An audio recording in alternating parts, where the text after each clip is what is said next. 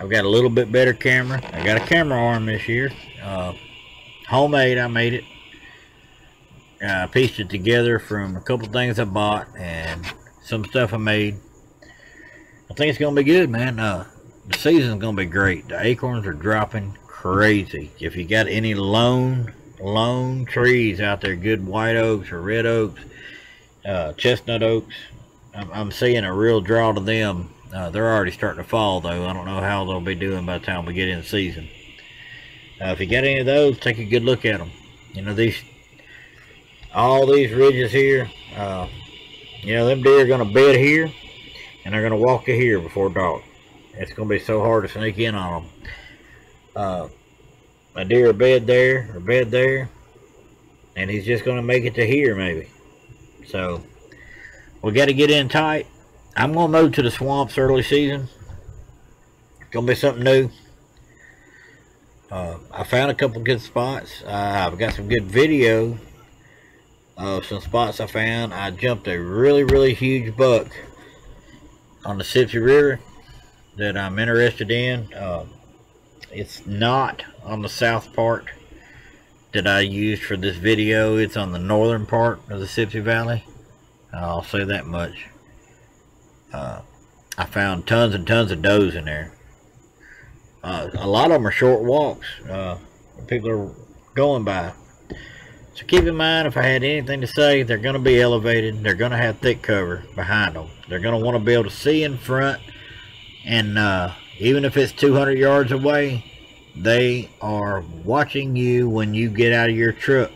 When you park, they're watching you. Everybody parks in the same spots, and they know where we come in at.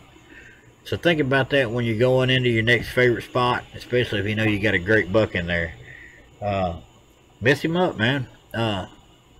Park somewhere different. Sneak in really slow when you know the wind won't hit him. Sneak in there tight. Sneak in there quiet. And above all, always have some happy hunting.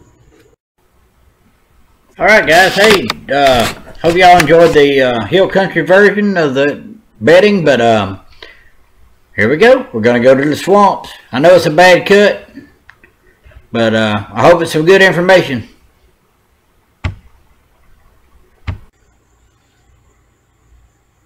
Everything they do is focused on three things, and that is security and bedding, food and getting fat, and then breeding. So what we got to think about when we're scouting them? Well, let's just talk about security. We got to find their bedding. They're going to bed when they're going to have to sleep. They're going to bed in the most secure place they can find. It's going to be a thick spot.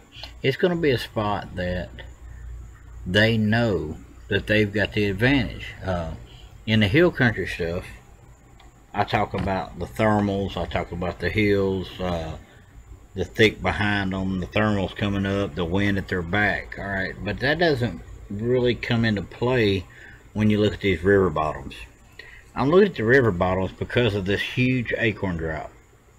I know that there's not as many acorn trees down here.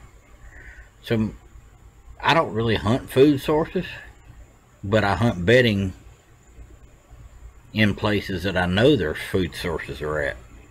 You know, there's really three types of bedding.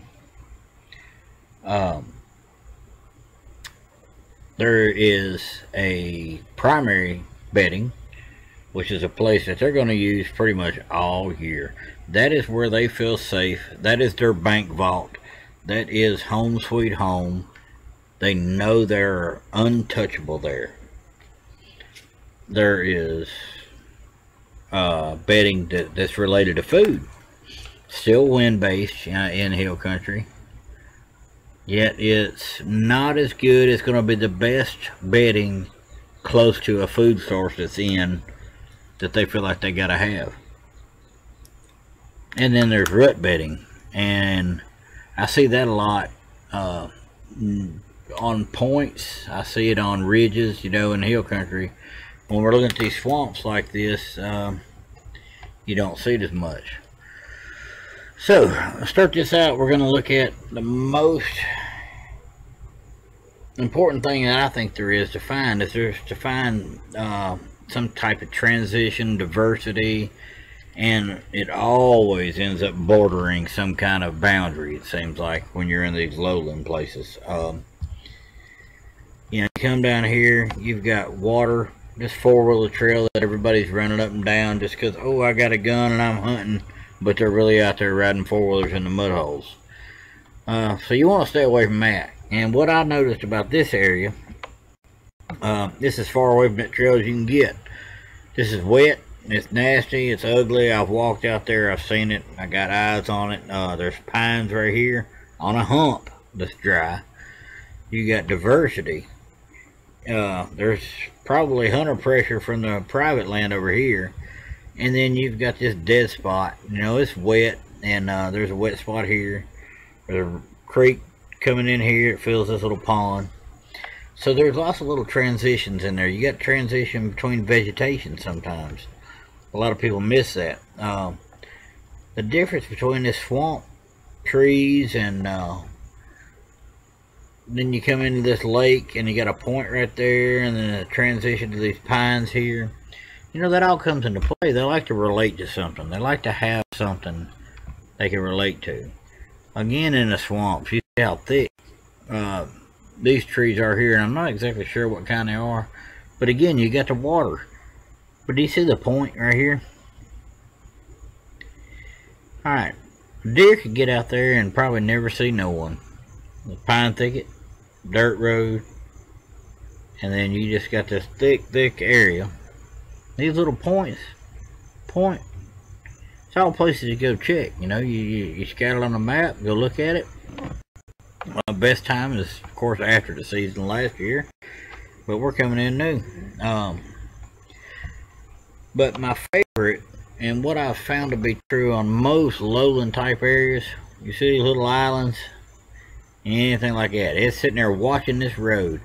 So if he's got this wind right, he could bed right on this tip in the thickest stuff imaginable, have the wind hitting his back, and watch you drive by all day long. A lot of people don't think they'll do it, but when you go look and there's a bed and it's got rubs and scrapes and everything else, you'll find it to be true. Another thing about these lowland areas, the red line on this side is actually the Sipsey River. I have marked places, now this is actually on the top of them, where you'll see a high spot. Alright, there is a bend in that river and a high spot. It's kind of hard to tell on this map. There is a new website I've been using that's using laser technology that I'm gonna bring out on a new video soon and show y'all a little bit about that one. It's really awesome. But you got this point here. I'll go back to the regular satellite view. It'd be a little easier to see.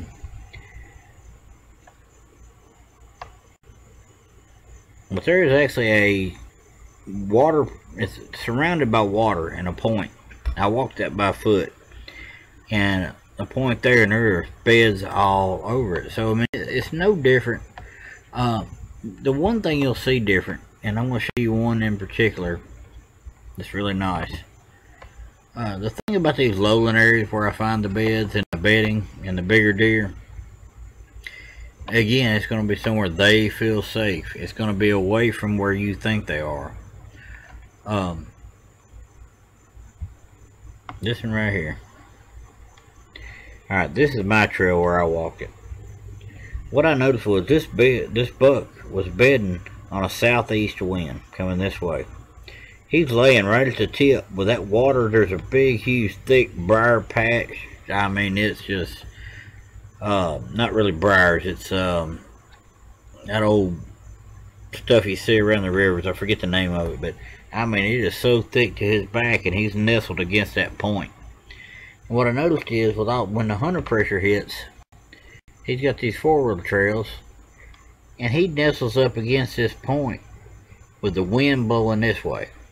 He's got the water behind him. He can hear, and anything that gets in that water is going to come get him. I mean, a coyote's not going to do it. It's over chest deep in that spot.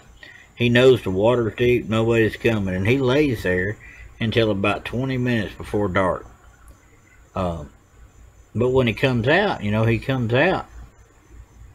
Now you think about it, you got to use what you know about him against him. And this is a prime example.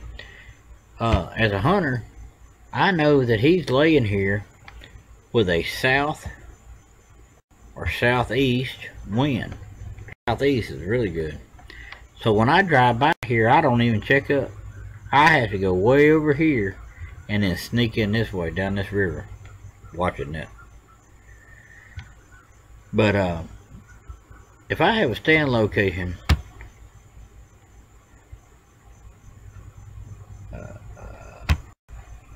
at this spot right here, that wind's coming anywhere out of the south, he knows that he's safe. He's been smelling and looking at this all day. So what happens then? Well, he's going to walk that little trail right there, and that's where I'm going to get him. So again, it's still related to points. It's related to anywhere that can get away from you. If you've got water in between you and them, to this island. Now, I don't hunt this area as much. The north section of this swamp, it looks a lot better to me. But what I've noticed is you never see a boot print in here. So I'm sure there's bucks in there. I haven't been in there yet. And that's what I'm doing this year. I'm looking at this lowland area. I'm looking at places where they got to move a little more. With the acorns dropping early in the year, it's going to be tough. There is a buck bed there, right by the trail. So, just sour scouting, just save yourself some time. These are actually waypoints where I found beds. That's a tree stand. That's probably the best one I got down there, actually. But, he'll move right off that tip on that southeast wind we have all through October. That's our predominant wind here. A lot of people don't know that. Southeast wind. Becoming just like that. And he'll sit right there in that point. That's my tree stand location I picked out. I haven't never hunted it. But it's going to be there. It's going to be good. Really wet right there. Just kind of deep right there. So, but these points, they still like the points.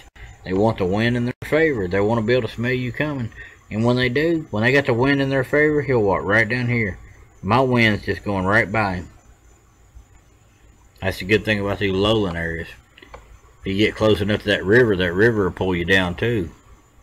So just something to think about. I'm not as good in these swampy lowland areas as I am on the hills. And we're going to look into that some too right now. I'll take a little bit of a break, then I'll get back with you. I'm going to try to cut in some actual scouting I've done and see how that goes and show you a little bit of the swamp.